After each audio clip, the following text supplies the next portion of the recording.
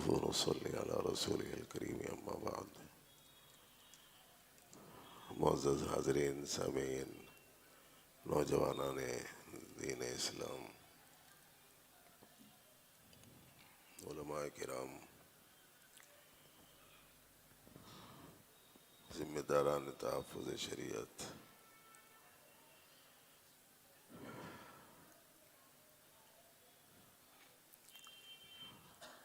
یہ بڑی خوشی کی بات ہے کہ ہمارے اس محلے میں، مسجد حاضہ میں یہ اجلاس منعقد ہو رہا ہے،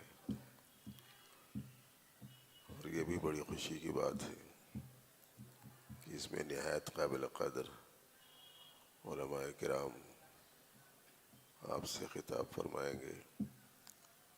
خصوصیت سے حضرت مولانا عبد القوی صاحب دامت برکاتہم اور حضرت مولانا راشد مفتی راشد صاحب دامت برکاتہم، یہ حضرات تفصیلی خطاب کریں گے.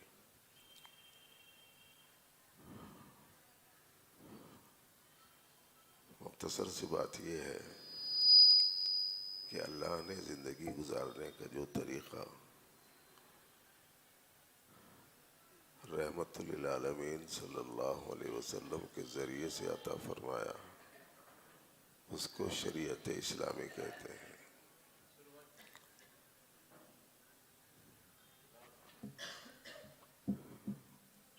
اب اللہ انسانوں کے بنانے والے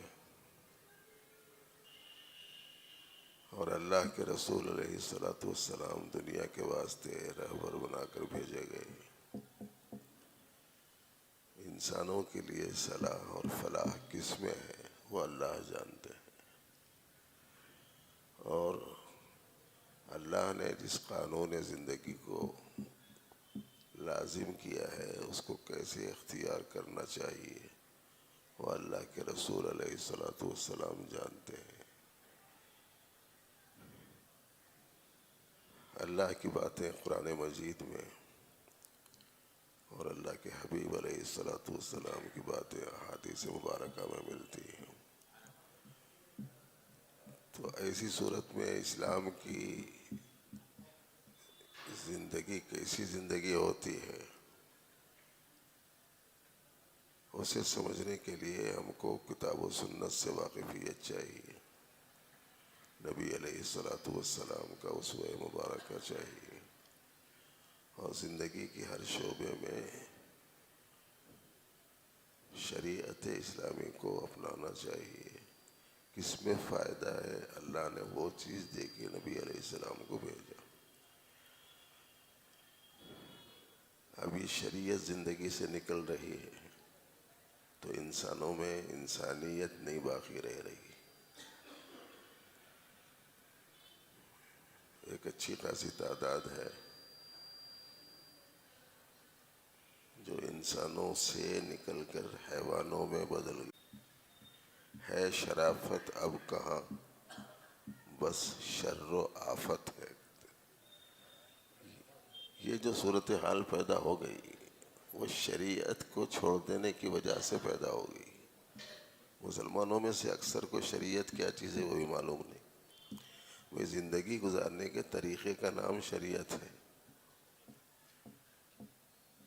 وہ طریقہ جو اسلام کا طریقہ ہے اس کو شریعت اسلامی کہتے ہیں. یہ طریقہ خالی مسلمانوں کے لیے ہی ضروری ہے ایسا نہیں ہے، یہ طریقہ پورے انسانوں کے لیے ہے. اس لیے سب کی نجات، سب کی کامیابی اسی طریقے میں ہے. جو مانے گا اور چلے گا وہ تو فائدے میں رہے گا، جو نہیں مانے گا تو نہیں مانے گا تو نہیں چلے گا تو 100% نقصان میں ہوگا، اور جو مانے گا نہیں چلے گا تو ظاہر ہے کہ ایسی صورت میں وہ نہیں چلنے کا نقصان وہ بھگتے گا.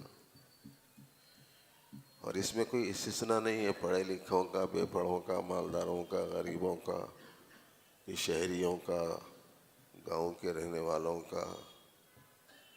حکمرانوں کا، رعایا کا کوئی فرق نہیں ہے. جو شریعت اسلامی پہ چلے گا وہی کامیاب ہوگا بس،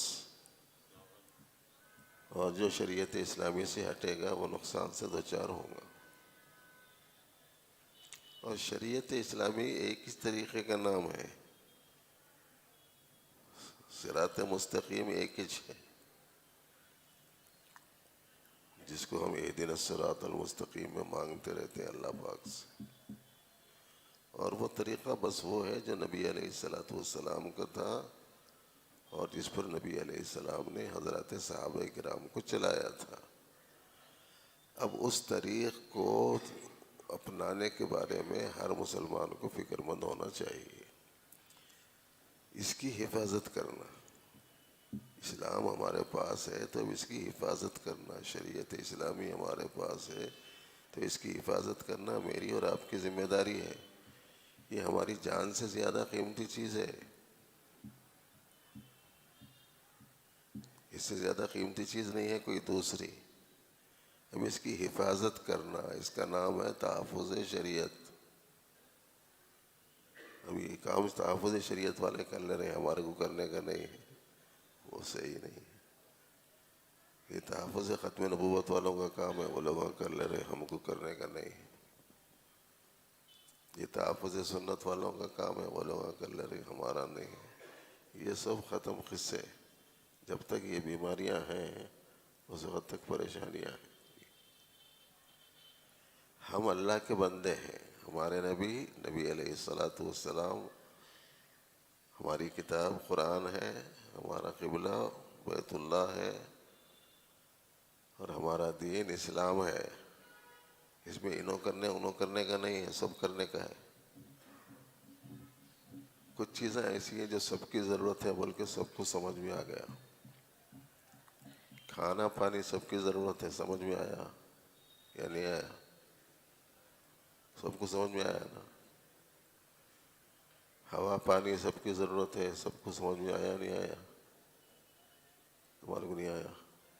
پھر ایسا بیٹھے یار.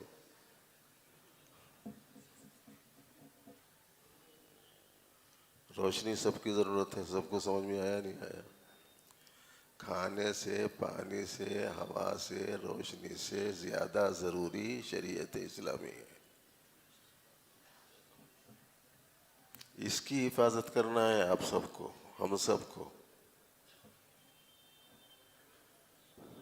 اپنی زندگی میں بھی وہ آئے، ہماری زندگی سے وہ نہ نکلے، اور اوروں کی زندگی میں بھی یہ طریقہ محفوظ رہے، ان کی زندگیوں سے نہ نکلے. اس کی فکر کرنا چاہیے ہم سب کو. ویسے بھی ایک موٹی سی بات سمجھ میں نہیں آ رہی لوگوں کو، میں بار بار سمجھانے کی کوشش کر رہا ہوں کہ بھائی آپ دیکھیے کہ کوئی چیز بنانے والا جو ہوتا ہے. السلام ورحمۃ اللہ وبرکاتہ. السلام علیکم ورحمۃ اللہ. خیریت سے طبیعت اچھی ہے؟ بنانے والے اللہ پاک ہیں. اب ہمارے لیے کیا چیز اچھی ہے کیا چیز خراب ہے بنانے والا جانتا نا. جب بنانے والا جانتا ہے تو پھر ایسی صورت میں ان کے بتائے ہوئے طریقے کو چھوڑ کے دوسروں کے طریقوں کو اختیار کرنا کہاں کی سمجھداری کی بات. اس لیے شریعت کا ہر حکم علماء کرام سے معلوم کرو، اپنی زندگی میں بھی اسے لائیں، اور اوروں کی زندگیوں میں بھی اس کو لانے کی جدوجہد اور محنت کریں. یہ تو محض سعادت کے لیے میں نے یہ 2-4 کلمات آپ کی خدمت میں عرض کر دیے. خطابات تو انشاءاللہ العزیز یہ حضرات فرمائیں گے آپ حضرات سے. ویسے مجھے تو الحمدللہ وقتاً فوقتاً آپ کی اس مسجد میں حاضر ہو کر گزارشات پیش کرنے کا موقع ملتا ہے.